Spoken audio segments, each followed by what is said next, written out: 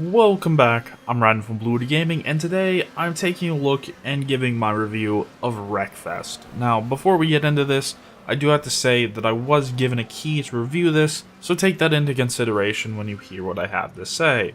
But when we get to the end, you'll realize that that didn't really affect my judgment in any way. Now, if you don't know what Wreckfest is, it's not like it hasn't been in early access for the last 5 years.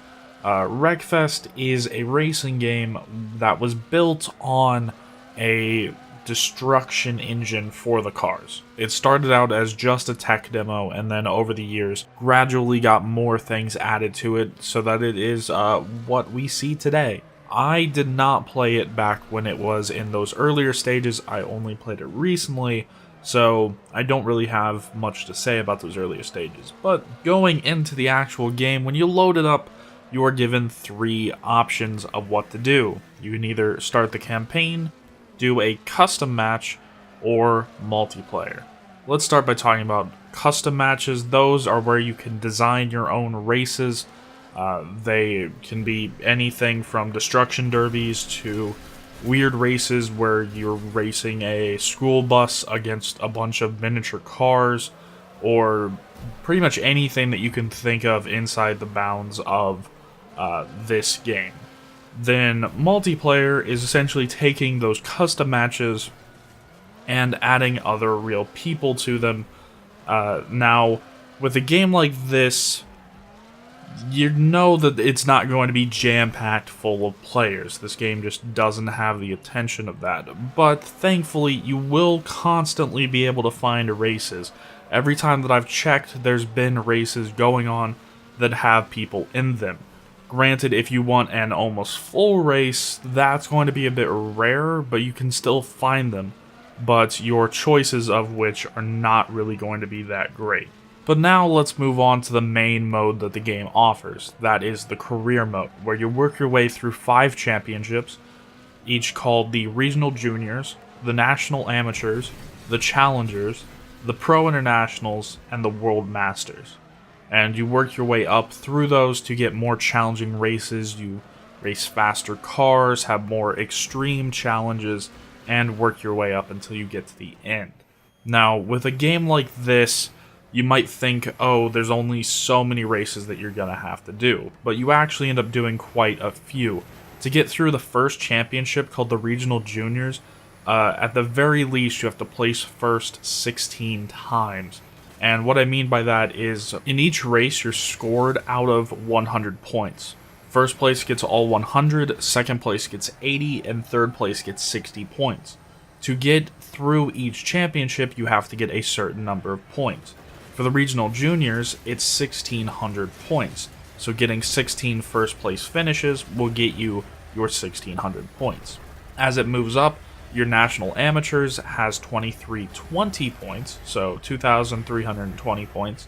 Your Challengers Championship has 2,600 points.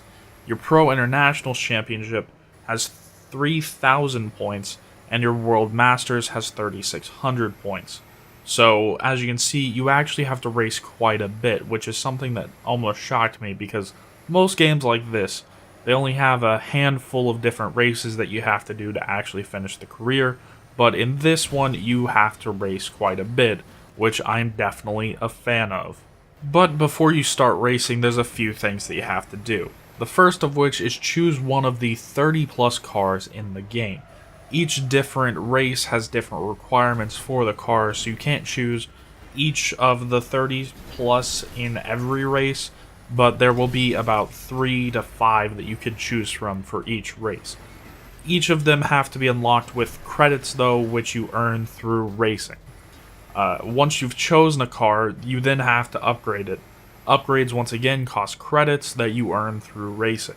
After you've chosen your car and upgraded it, it is then time to tune it. And this is the first game that I've played where they've actually simplified tuning down to a point where you can do it in between each individual race. And this is something that you're going to have to do in this game. For tuning, you can do things like changing the suspension to be soft, which is better if you're going through gravel surfaces, or stiff, which is better if you're going across tarmac. Then there's also gear ratios, whether you want them to be short or long, then the differential, whether you want it to be open or locked, and then brake balance, whether you want it to be towards the rear or the front. And these simple choices are something that you're going to want to change in between each race, and thankfully this game has it on just a slider so that you can simply move it and adjust it to how you want it to be, and it's not overly complicated like in other games such as Forza or Gran Turismo. Once you've completed all of that, now you're ready to take the car out on the track, and this is where the game starts having some of its problems. Now, the first one I noticed is arguably the biggest one, and that's problems with the AI. Currently, there are only 3 difficulty modes in the game: beginner, easy, and expert. And what they do on these different modes is wildly inconsistent. I found that on the easier difficulties, cars would get clumped up on the corners a lot easier, and when you threw it into a higher difficulty, while they didn't do that, the first corner on every single track would end up with 10 plus cars having a pile up there. On top of that, inside expert difficulty, there's more inconsistencies, because occasionally I would be beating second place by 10 plus seconds, where other times I would be in second place and just struggling to keep up with the AI in first. So I think that they need to expand the difficulties even more, something closer like Forza, which has like 8 plus different difficulties that you can put the AI on. And there's one other big problem that I have with this game. It's that for having set tracks, I really wanted them to be a bit more memorable. Now, I'm not saying that these tracks are just thrown together. These tracks are actually decent to drive on.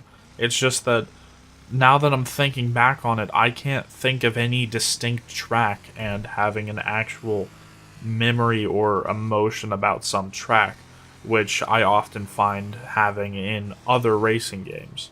Now, overall, I've had quite a bit of fun in this game, but I was still conflicted on what to actually rate this game.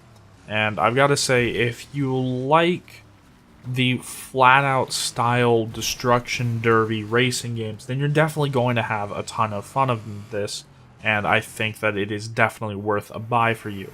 If you're a bit more apprehensive about it, though, I would recommend waiting for a sale. That is, its current going price of $45 is a bit steep for what you get here if you're not that much of a fan of these wrecking style destruction derby racing games. So that's going to be it for this. I'm Ren from Bluewood Gaming, and as always, I'll see you guys in the next one.